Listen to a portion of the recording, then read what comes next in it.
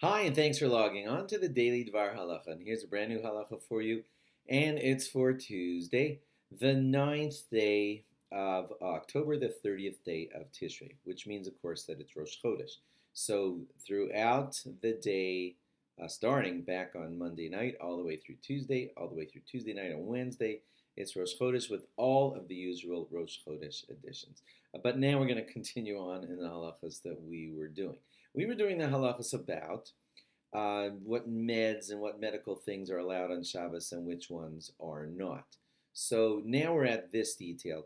If a person has a broken bone on Shabbos, we had told you as our last thing yesterday that you should try to get a non-Jew to take care of the phone call, the drive, the setting the fracture or whatever. Now, but if a non-Jew is not available, some rabbis allow a Jew to take care of that for you because it's a broken bone.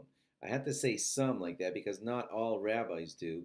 So you'll need to be asking your questions if, God forbid, there's a broken bone, no non-Jew is available, and only a Jew is available. How much can he actually do for you?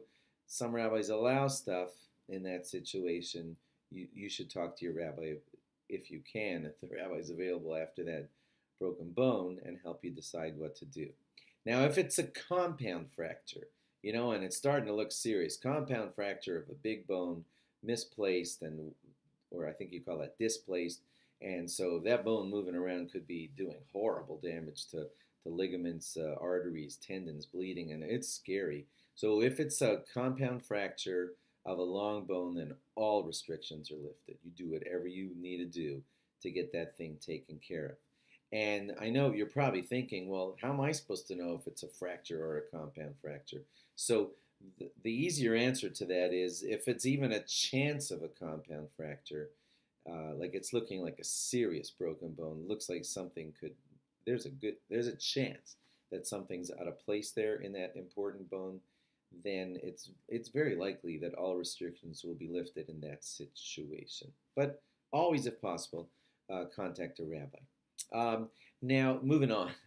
For something much, much, much more simple, like a runny nose, on Shabbos, the general rule is supposed to be no medicines taken, if you can manage to not take medicines for that on Shabbos.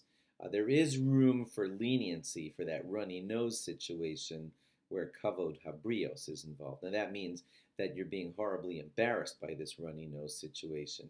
It's just like a nonstop faucet and people are looking at you like you're bizarre.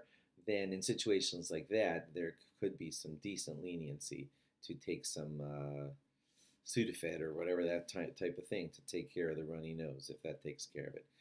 If a person has a cough, the general rule is no medicines are supposed to be taken on Shabbos.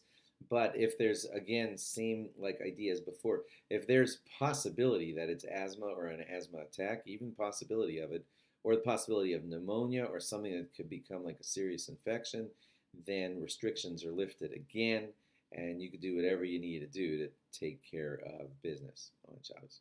Thanks for logging on, and log on again tomorrow for more A Good Chodesh, and don't forget all your Rosh Chodesh editions. Bye-bye.